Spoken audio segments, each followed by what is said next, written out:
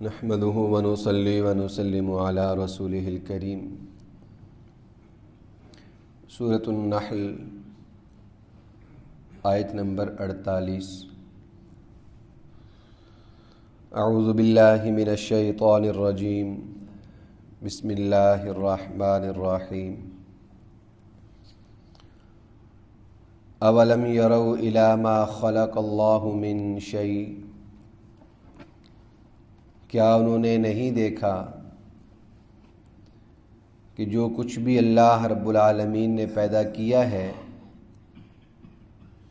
یتفیأ ظلالہ عن الیمین والشمائل سجدا للہ، تو اس چیز کا سایہ سجدہ کرتے ہوئے اللہ رب العالمین کو دائیں اور بائیں جھکا رہتا ہے۔ وہم داخرون، اور وہ عاجزی کا اظہار کر رہے ہوتے ہیں۔ وَلِلَّهِ يَسْجُدُ مَا فِي السَّمَاوَاتِ وَمَا فِي الْأَرْضِ مِن دَابَّةٍ وَالْمَلَائِكَةُ، اور آسمان و زمین میں جو بھی جاندار ہیں، والملائکہ، اور فرشتے بھی، للہ یسجد، اللہ تعالیٰ ہی کو سجدہ کرتے ہیں۔ وہم لا یستکبرون، اور وہ تکبر نہیں کرتے۔ یخافون ربہم من فوقہم، وہ اپنے پروردگار سے ڈرتے ہیں جو ان کے اوپر ہے۔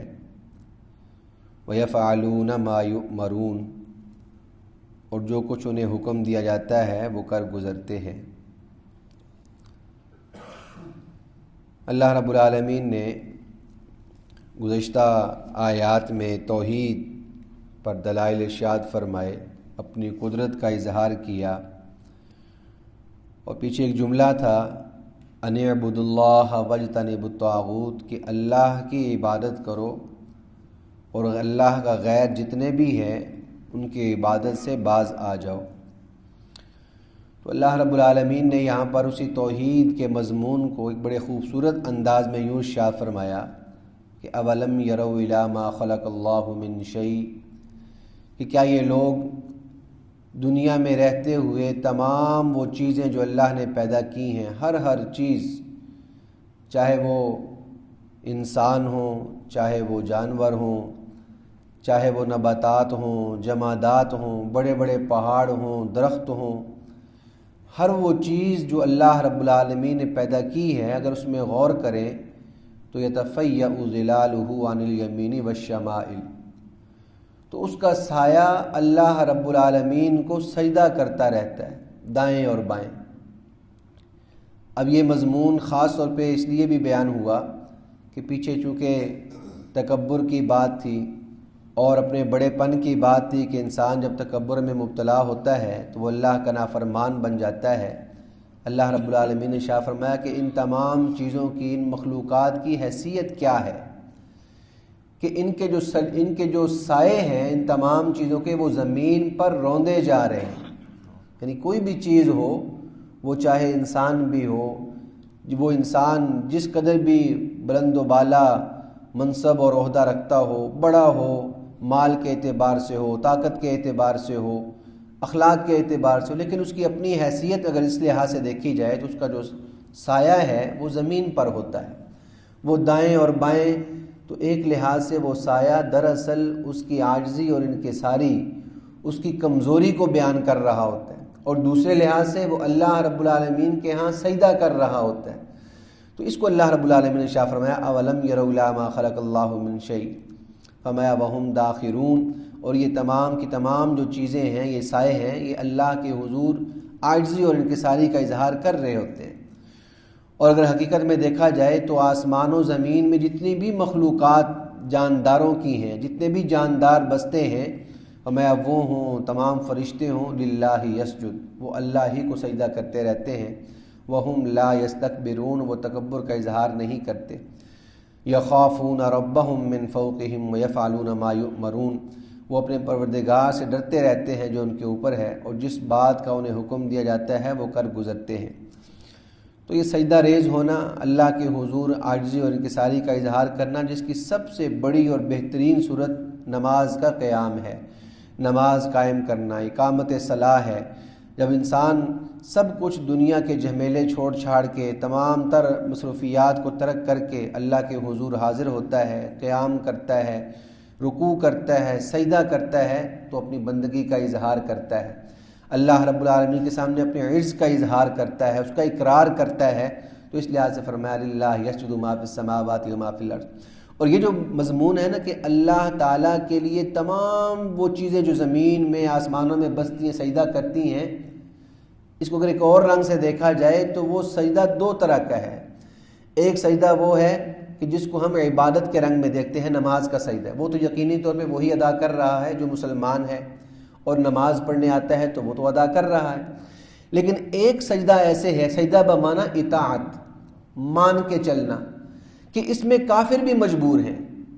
کسی کافر کو اللہ نے اولاد نہیں دی تو وہ لے کر دکھائے، مال نہیں دیا تو وہ مال بنا کر دکھائے، صحت نہیں دی تو وہ صحت بنا کر دکھائے، وہ 4 سال اور زندگی گزارنا چاہتا ہے، وہ چل بسا، وہ اپنے آپ کو روک کر دکھائے۔ تو للہ یسجد ما فی السماوات ما فی الارض من دابہ، جو کچھ بھی ہے وہ چاروں نہ چار اللہ کی بات مان کر ہی چل رہا ہے۔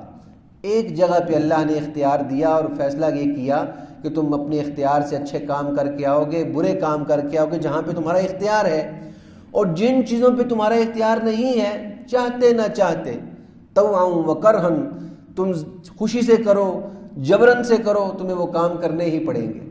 کس کو کس گھرانے میں پیدا کیا، کس کو کیا مقام اور مرتبہ دیا، وہ چاہ کر بھی اس کو حاصل نہیں کر سکتا۔ یہ ہے للہ یسجد ما فی السماوات و ما فی الارض من دابہ والملائکہ وہم لا یستکبرون، اور یفعلون ما یؤمرون، اور جو اللہ انہیں حکم دیتا ہے وہ کر گزرتے ہیں۔ یہ آیت جو ہے للہ یسجد، جس پر اوپر خط بھی کھینچا ہوا ہے، یہ آیت سجدہ کہلاتی ہے۔ اس طرح کی قرآن پاک میں 14 مقام ہیں۔ یہاں پیچھے سائڈ پہ لکھا ہوتا ہے السجدہ آیت نمبر 3، کہ اس سے پہلے 2 آیتیں ایسی گزر چکی ہیں جو سجدے والی آیتیں تھیں، یہ تیسری آیت ہے۔ تو اس کا حکم یہ ہے کہ جہاں پر بھی کوئی شخص اس کی تلاوت کرے یا اس کی سماعت کرے، اس کو سن لے، کسی اور نے تلاوت کی ہے، اس نے اس کو سن لیا ہے، خود تلاوت نہیں کی ہے، تو تلاوت کرنے والے پر بھی ایک سجدہ لازم ہوتا ہے اور سننے والے پر بھی ایک سجدہ لازم ہو جاتا ہے۔ اس سجدہ کرنے کا طریقہ کار یہ ہے کہ بس نیت ہو کہ میں سجدہ تلاوت کر رہا ہوں۔ بہترین صورت یہ ہے کہ انسان کھڑا ہو جائے اور اللہ اکبر کہتے ہوئے سیدھا سجدے میں چلا جائے۔ اس کے لیے کوئی الگ سے تکبیر تحریمہ نہیں ہے، کوئی اور فعل اس کے اندر نہیں ہے، قیام اس کے اندر نہیں ہے۔ کھڑے ہو اور کھڑے ہو کر اللہ اکبر کہے اور سیدھا سجدے میں چلا جائے، 3 مرتبہ سبحان ربی الاعلیٰ کہے اور اللہ اکبر اٹھ کر بیٹھ جائے، سجدہ مکمل ہو گیا، کوئی سلام نہیں ہے، کوئی تشہد نہیں ہے۔ یہ سجدہ کی بہترین صورت ہے۔ اور یہ بھی جائز ہے کہ بیٹھے بیٹھے جو ہی آیت تلاوت کی کھڑا نہ ہو، وہیں بیٹھے بیٹھے اللہ اکبر کہہ کے سجدے میں چلا جائے، 3 تسبیحات کرے، اللہ اکبر کہہ کر بیٹھ جائے، تو سجدہ مکمل ہو گیا۔ یہ سجدہ کرنا، یہ آیت سجدہ تلاوت کرنے کے بعد، سننے کے بعد ہر شخص پر لازم ہو جاتا ہے، جو کہ واجب ہے۔ اس کا ترک کرنا گناہ ہے، تو اس لحاظ سے اس کا اہتمام ہونا چاہیے۔ اب چونکہ میں نے تلاوت کی ہے، آپ نے سن لیا ہے، تو ہم سب پر اس کا ایک مرتبہ سجدہ کرنا لازم ہو جاتا ہے۔ ایک مجلس اور ایک مقام میں جتنی مرتبہ ایک آیت سجدہ کو تلاوت کرتے چلے جائیں تو ایک ہی سجدہ رہتا ہے۔ اب یہی ایک آیت ہے وَلِلَّهِ يَسْجُدُ مَا فِي السَّمَاوَاتِ وَمَا فِي الْأَرْضِ وَلِلَّهِ يَسْجُدُ، بار بار پڑھتا رہے، جگہ نہیں بدلی اس نے، اس مسجد میں ہی بیٹھ کے وہ پڑھ رہا ہے، تو چاہے وہ 10 مرتبہ پڑھے آیت کو، چاہے 50 مرتبہ پڑھے، ایک ہی سجدہ تلاوت رہے گا۔ ہاں جب وہ مکان بدلے گا، یہاں سے چھوڑ کر گھر جا کر پھر تلاوت کرے گا تو پھر ایک اور سجدہ لازم ہو جائے گا، تو ایک مکان کی جو تلاوت ہے وہ ایک ہی شمار ہوگی، تو اور ایک سجدہ اس پر لازم ہو جائے گا۔ اسی طریقے سے لائیو اگر تلاوت سن رہا ہے تو سجدہ لازم ہوگا، اگر وہ ریکارڈنگ سن رہا ہے، موبائل میں، کیسٹ میں سن رہا ہے، تو اس پر سجدہ تلاوت لازم نہیں ہوگا، ریکارڈنگ پہ لازم نہیں ہوگا۔ ہاں اگر براہ راست سن رہا ہے تو پھر اس کے سننے کے ساتھ وہ لازم ہو جائے گا۔ اگر کوئی شخص نماز پڑھ رہا ہے اور نماز پڑھتے ہوئے وہ کسی اور شخص کو جو نماز میں نہیں ہے تلاوت کرتا ہوا سن لیتا ہے، تو وہ نماز میں سجدہ نہیں کرے گا، نماز مکمل کرنے کے بعد، نماز کے بعد سجدہ کرے گا۔ امام کے پیچھے کوئی شخص نماز پڑھ رہا ہے، امام نے آیت سجدہ تلاوت کی ہے تو پیچھے جتنے مقتدی ہیں وہ سارے امام کی معیت میں سجدہ تلاوت کریں گے۔ تو یہ اس حوالے سے احکام ہیں آیت سجدہ کے حوالے سے۔ یہ کل 14 مقام قرآن پاک میں ہیں کہ وہاں پہ پہنچ کر سجدہ تلاوت کرنا وہ لازم ہو جاتا ہے۔ تراویح کی نماز میں ایسا ہی ہوتا ہے کہ جب ہم تلاوت کر رہے ہوتے ہیں تو پہلے بتا دیا جاتا ہے کہ آیت سجدہ ہے، اس میں سجدہ تلاوت کیا جاتا ہے۔ اس کی ایک صورت یہ بھی ہے کہ تراویح کی نماز میں براہ راست سجدہ نہ کیا جائے بلکہ وہیں پر رکوع کر لیا جائے، یعنی جہاں پہ آیت سجدہ ہے آیت سجدہ پہ تلاوت کو مکمل کر لے، اس کے بعد رکوع کر لے، سجدہ کر لے، تو نماز کا سجدہ ہی اسی میں کنسیڈر ہو جائے گا، وہ اسی میں شمار ہو جائے گا، پھر الگ سے سجدہ کرنے کی ضرورت نہیں ہے۔ لیکن اگر اس نے تلاوت کو جاری رکھنا ہے تو پھر بغیر سجدہ کیے وہ آگے نہیں جا سکتا، اس کو سجدہ کر کے ہی آگے جانا ہوگا۔ یہ کچھ احکام ہیں سجدہ تلاوت کے متعلق۔ اللہ رب العالمین مجھے آپ کو تعلیمات اسلامیہ پہ عمل کرنے کی توفیق عطا فرمائے۔ اور اس کا کوئی وقت نہیں ہوتا سجدہ تلاوت کا، یہ کسی وقت بھی کر سکتے ہیں۔ ہاں، جب سورج طلوع ہو رہا ہے، ڈھل رہا ہے، صرف وہ 3 وقت ہیں وہ منع ہیں، باقی کسی وقت بھی آپ جو ہے وہ سجدہ تلاوت کر سکتے ہیں۔ الحمدللہ رب العالمین والصلاة والسلام علی سید الانبیاء والمرسلین رب ارحمہما کما ربیانی صغیرا ربنا هب لنا من ازواجنا وذریاتنا قرۃ اعین واجعلنا للمتقین اماما اللهم انا نسألك الصحة والعفة والامانة وحسن الخلق اللهم ارنا الحق حقا وارزقنا اتباعه وارنا الباطل باطلا وارزقنا اجتنابه وصلی اللہ تعالی علی رسولہ النبی الکریم وعلی آلہ واصحابہ اجمعین آمین برحمتک یا ارحم الراحمین۔